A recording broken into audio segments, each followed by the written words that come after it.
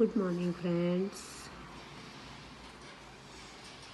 हम अब इस वीडियो में कुछ संकेत समझेंगे।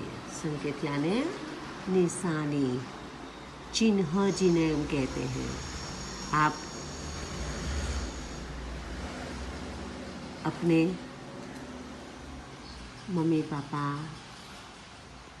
या किसी के साथ भी बाहर गए होंगे घूमने के लिए, तो आपने बहुत सारी जगह पर, रास्ते पर यह ऐसे संकेत देखे होंगे।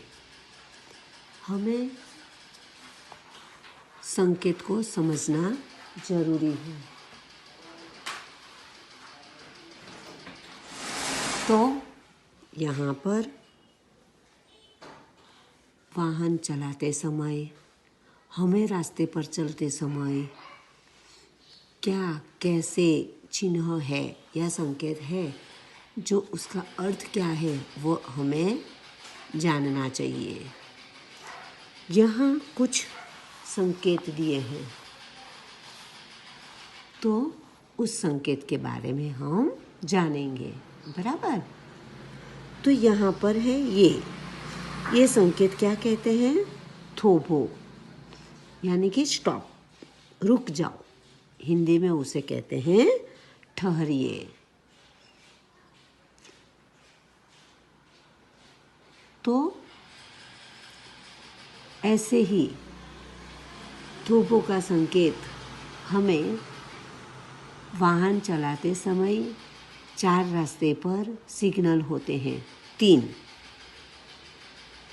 लाल, हरा और पीला। तो ये तीनों सिग्नल भी इस तरह से अलग अलग बताते हैं। लाल होता है वो कहते हैं रुक जाओ, थोबो, स्टॉप, ठहरिए। पीला होता है वो कहते हैं धीरे धीरे चलिए। और हरा होता है वो कहते हैं अब जाओ आगे। इस तरह से ये भी एक संकेत है जो कहते हैं थोबो, रुक जाओ। अब उसके बाद का संकेत है वह इस तरह से होता है, वह है सांकड़ों पुल। यानी कि आप पुल के ऊपर जाते हो, ब्रिज के ऊपर। देखो, नैरो ब्रिज यानी सांकड़ों, बहुत तकलीफ से हम हमारे वाहन निकाल सकते हैं। संकरा सेतु जिन्हें हम कहते हैं, यानी कि ये बहुत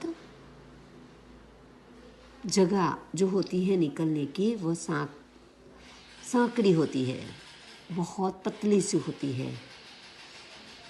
अब आगे है गोलाकार रस्तों। इस तरह से गोल होकर इसके ऊपर 3 निशानी होती है। तो गोलाकार रस्तों यानी कि राउंड अबाउट। वृत्ताकार रास्ता यानी कि गोल रास्ता होता है वह, बराबर। अब आगे है આગળ સાંકડો રસ્તો છે, यानी कि इस तरह से थोड़ा सा रास्ता होता है और फिर बीच में ऊपर हमने सांकड़ा पुल देखा, वैसा ही जगह दिखाई देती है। तो आगड़ यानी कि आगे क्या है वो हमें बताता है। तो आगे नैरो रोड अहेड यानी कि आगे रास्ता संकरा है।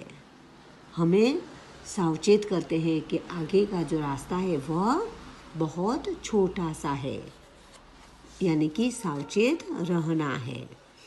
अब है इस तरह से, यानी कि आगड़ पहड़ो रस्तो छे।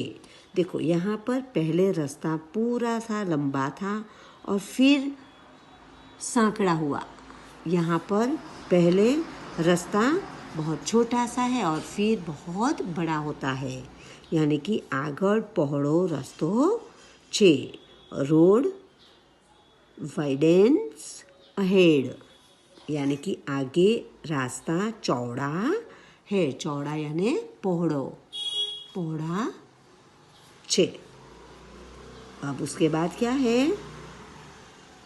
सर्कल होगा, सर्कल के ऊपर क्रॉस की निशानी होगी, क्रॉस यानी लिटी होगी, और उसके ऊपर एरो किया है, निशानी की है, यानी कि प्रवेश बंद, आ नहीं सकते हो आप। नो एंट्री, प्रवेश निषेध, प्रवेश यानी आना, हमें कहीं से आना हो तो हम आ सकते नहीं हैं, बराबर। अब आगे क्या है? तो બંને साइड माटे रस्तो बंद, इस तरह से गोल है तो आ भी नहीं सकते और जा भी नहीं सकते, तो दोनों तरफ का ये रास्ता बंद है, ऐसा कहते हैं। व्हीकल्स पोजिट इन बोथ डायरेक्शंस, यानी कि दोनों रास्ता बंद है, दोनों तरफ रास्ता बंद, ऐसा कहते हैं, बराबर। अब यहाँ आगे क्या है? सर्कल है और सर्कल के ऊपर गोल है और गोल के अंदर साइकिल का चित्र है, यानी कि फक्त साइकिल माटे रस्तो, यानी कि यहाँ पर सिर्फ साइकिल ही जा सकती है या आ सकती है। कोई और वाहन लेकर आप जो आओगे या जाओगे तो पुलिस आपको पकड़ेगी, बराबर। तो कंपलसरी साइकिल ट्रैक, रास्ता जो है ट्रैक है वह साइकिल के लिए है, सिर्फ साइकिल के लिए रास्ता। अब आगे क्या है? तो गोल है, गोल के ऊपर, गोल के अंदर साइकिल दौरी हुई है और उसके ऊपर ना की निशानी है, क्रॉस लाइन कर दी है, यानी उसका मतलब है साइकिल माटे प्रतिबंध, साइकिल प्रोहाइबिटेड, प्रोहाइबिटेड यानी कि साइकिल निषेध, यहाँ साइकिल आ सकती या जा सकती नहीं है, ऐसा कहते हैं, बराबर। तो ये पूरी निशानी आपको समझनी है, हो सके आप ड्रॉ कर सकते हो, यानी कि दौड़ कर फिर आप उसके सामने हमारा जो हिंदी और गुजराती अर्थ है वो लिखोगे, जिससे आपको पता चलेगा कि यहाँ पर क्या कहना चाहते हैं, बराबर। अब आगे क्या है? इतना जानिए, क्या जानना है आपको? तो यहाँ कुछ चीज़ है, चीज़ का हिंदी और गुजराती नाम लिखे हैं। फावड़ा, फावड़ा यानी पावड़ो, कुदाल, कुदाल यानी कुदाड़ी, तसला, तसला यानी तगारू, टोकरी, टोकरी यानी टोपली, कढ़ाई, कढ़ाई यानी कढ़ाई। ये 5 अक्षर, 5 शब्द आपको 2 तरह से लिखने हैं, हिंदी और गुजराती, और फिर गुजराती और हिंदी, बराबर। तो ये आप लिख लोगे। उसके बाद आगे है कि सोचिए और समझिए, आपको सोचना भी है और समझना भी है। क्या? तो जल ही जीवन है, जल यानी पानी, पानी ही जीवन है। कैसे?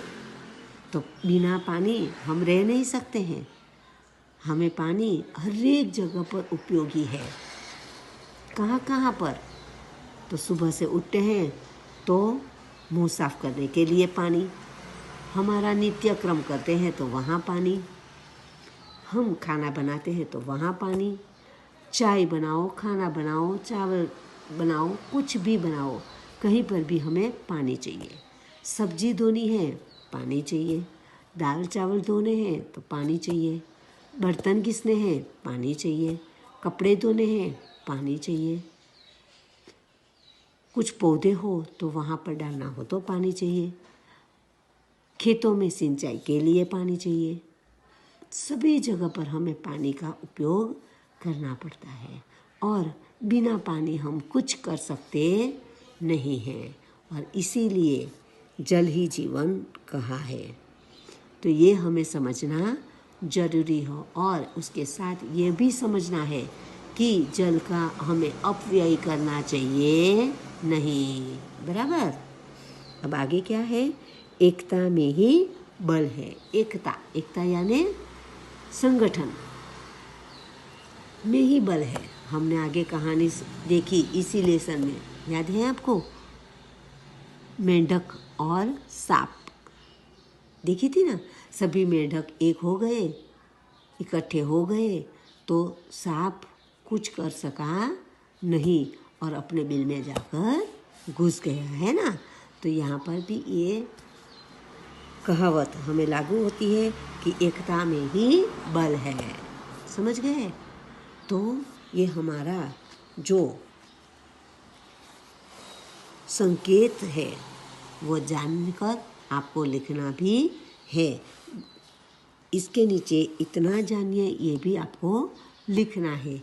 यह जो सोचिए और समझिए वो नहीं लिखोगे तो चलेगा। बराबर। और ये हमें लिखना ही नहीं है, चलेगा नहीं, लिखना ही नहीं है। सिर्फ इतना हमें लिखना है। आप अपनी नोट में अच्छे अक्षर से, सही मात्रा से लिख लोगे। बराबर। तो